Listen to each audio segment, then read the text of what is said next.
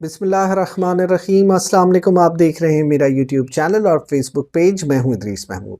ناظرین، آج ہم بات کریں گے پی ٹی آئی کی میڈیا ٹاک کے حوالے سے، عمران خان کے خطاب کے حوالے سے۔ اس کے علاوہ ہم بات کریں گے مغربی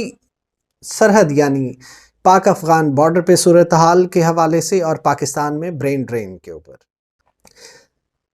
شاہ محمود قریشی اور فواد چودھری نے میڈیا سے گفتگو کرتے ہوئے اس بات کا اظہار کیا کہ انہوں نے اسپیکر قومی اسمبلی کو ایک خط لکھا ہے جس میں انہوں نے اسپیکر قومی اسمبلی سے گزارش کی ہے کہ وہ پی ٹی آئی اراکین کو اپنے سامنے بلائیں تاکہ وہ اجتماعی استعفوں کی تصدیق کر سکیں۔ عدم اعتماد کی تحریک کامیاب ہوئی، اس کے بعد پی ٹی آئی اراکین نے اپنی تمام تر نشستوں سے استعفیٰ دیا۔ اس وقت ڈپٹی اسپیکر قاسم سوری نے ان تمام استعفوں کو منظور کیا، جبکہ اس کے بعد نئی کابینہ کے نئے اسپیکر قومی اسمبلی راجہ پرویز اشرف نے سیاسی حکمت عملی کے تحت ان تمام استعفوں کو مشروط کیا کہ تمام اراکین اسمبلی میں حاضر ہو کر یا پھر چیمبر میں جا کے 1 بائی 1 ان تمام استعفوں کی تصدیق کریں۔ اس کے بعد یہ ہوتا ہے کہ چند سلیکٹڈ سیٹس یعنی 11 سیٹس کے اوپر جو ان کو پی ٹی آئی کی کمزور ترین نشستیں لگی، وہاں سے ان تمام 11 اراکین کے استعفوں کو قبول کیا اور اس کے بعد وہاں پہ ضمنی الیکشنز کروایا، جبکہ ضمنی الیکشن کے نتائج ایک بار پھر پی ٹی آئی کو مینڈیٹ دیتے ہوئے عوام نے یہ جانتے ہوئے بھی کہ پی ٹی آئی اراکین اسمبلی میں بیٹھ کر عوام کی نمائندگی نہیں کریں گے، مگر پی ٹی آئی بالخصوص عمران خان کے اوپر بھرپور اعتماد کا اظہار کیا۔ اب جبکہ سیاسی حکمت عملی پی ڈی ایم جماعتوں کی یہ ہے کہ وہ عمران خان کو اسمبلیاں تحلیل کرنے سے روکیں یا پھر قومی اسمبلی کی نشستوں سے استعفے دیے ہوئے ہیں ان تمام کو مؤخر کرائیں یا پھر ان کو ختم کرائیں، تو پی ٹی آئی نے ایک بار پھر بلنٹ ڈیسیجن لیتے ہوئے اس بات کا فیصلہ کیا کہ صوبائی اسمبلیوں کو تحلیل کرنے کے بعد قومی اسمبلی میں ایک بار پھر اسپیکر قومی اسمبلی کے سامنے تمام اراکین حاضر ہونے کے بعد اپنے استعفے منظور کروائیں اور اس موجودہ سسٹم سے بالکل ہی باہر آ جائیں۔ اگرچہ پی ڈی ایم جماعتیں پہلے اس کو مضحکہ خیز قدم قرار دے رہے تھے، مگر بہت ہی جلد ان کو احساس ہو گیا کہ پی ٹی آئی کا یہ اقدام انتہائی سیاسی قدم ہے کہ جس کے بعد شاید موجودہ حکومت یا پھر موجودہ سیاسی اتحاد کے پاس مزید حکومت کرنے کا کوئی جواز باقی نہیں رہے گا، اور جو ان کی ارلی الیکشن سے بھاگنے کی تمام ترکیبیں ہیں وہ شاید ناکام ہونے جا رہی ہیں۔ اس کے بعد تمام نیوٹریلٹی کے دعوے جو بعض ادارے کر رہے تھے ان کے اوپر بھی ایک کویسچن مارک آ گیا، کیونکہ پی ٹی آئی قیادت نے ایک بار پھر اس بات کا اظہار کیا کہ کے پی اسمبلی کے اراکین اور دیگر اراکین کو دوبارہ سے نامعلوم نمبروں سے فونز آ رہے ہیں اور انہیں سیاسی وابستگیاں بدلنے کی ہدایات کی جا رہی ہیں۔ اگرچہ طاقتور حلقوں کی طرف سے اس بات کا کئی بار اعلان ہو چکا کہ موجودہ قیادت یا سابقہ قیادت بھی پچھلے سال سے سیاسی مداخلت پہ یقین نہیں رکھتی ہے، مگر جو اس وقت ملک کی موجودہ سیاسی صورتحال کے اندر ایک گو سی کیفیت برپا ہے،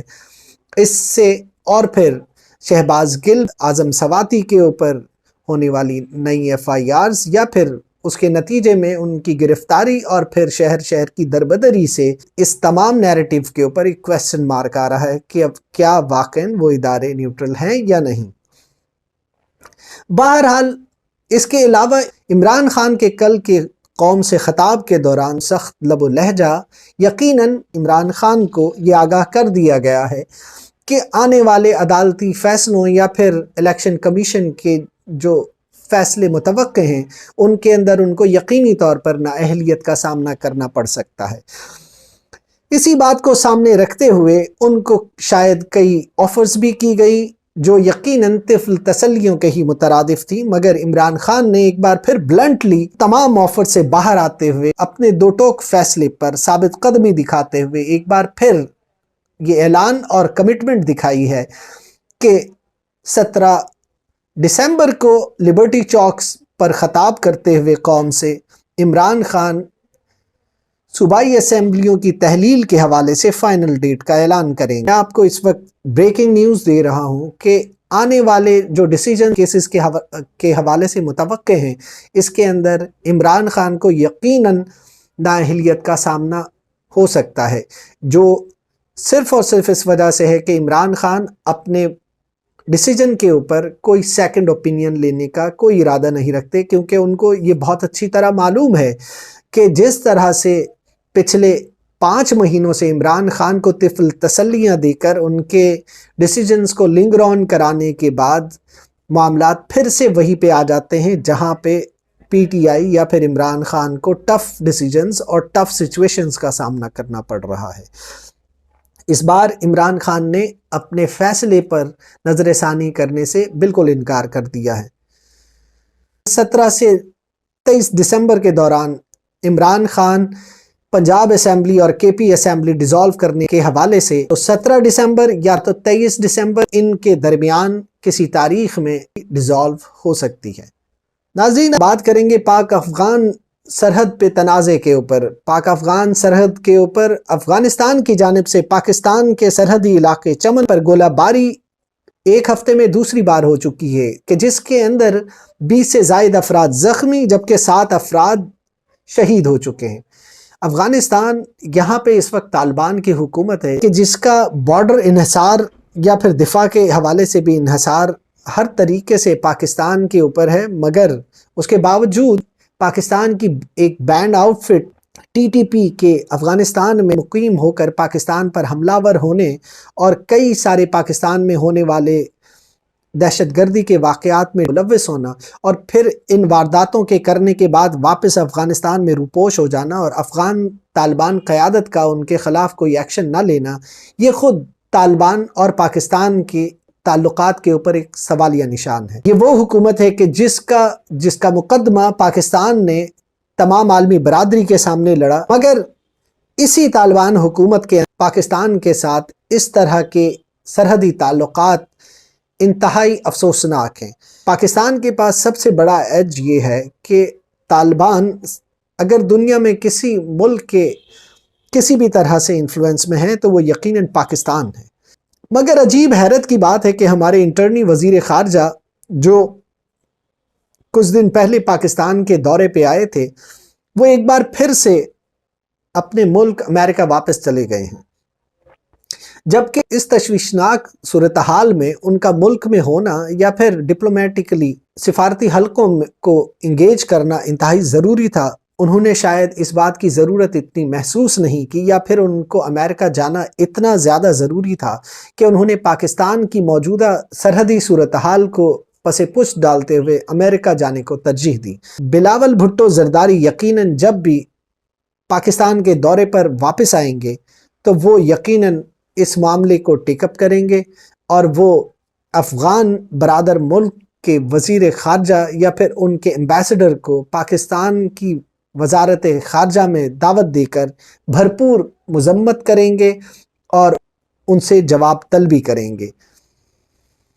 लास्टली हम डिस्कस करेंगे पाकिस्तान में ब्रेन ड्रेन के हवाले से। नाजरीन, साल 2021 में 2.5 लाख के करीब अफराद ने पाकिस्तान से बाहर के मुमालिकों का रुख किया,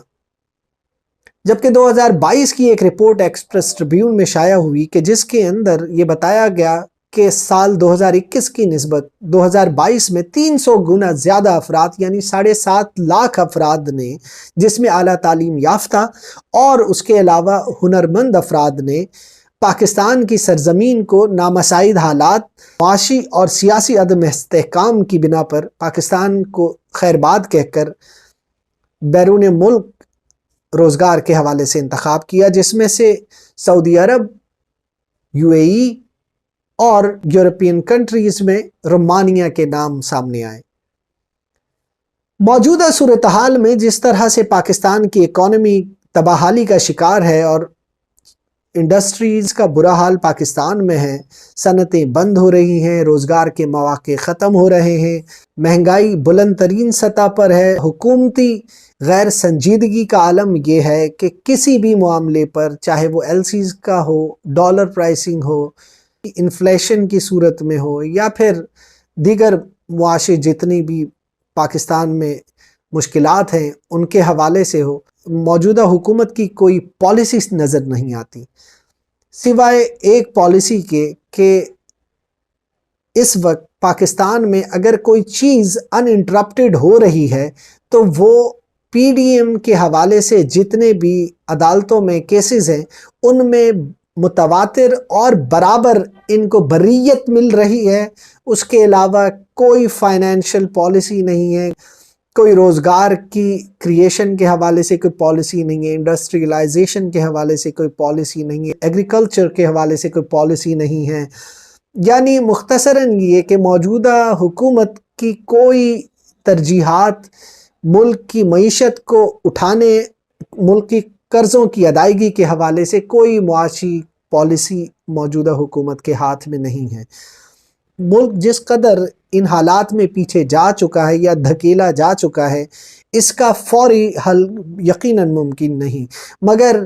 पॉलिसीज़ और स्ट्रैटेजीज़ या फिर प्रोजेक्शंस ये बताती हैं कि मुल्क आज से 3 साल बाद, 5 साल बाद कहाँ होगा, या फिर उसकी मुआशी तौर पर उसकी डायरेक्शंस ऐसी होंगी कि वो मुस्बत दर्जों पर तरक्की करेगा या फिर तनज़्ज़ुली की तरफ ही जाएगा। तो मौजूदा सूरत हाल के अंदर हमें जो हुकूमत इस वक्त पाकिस्तान में मौजूद है, इसकी कोई सियासी या मुआशी पॉलिसी नज़र नहीं आती।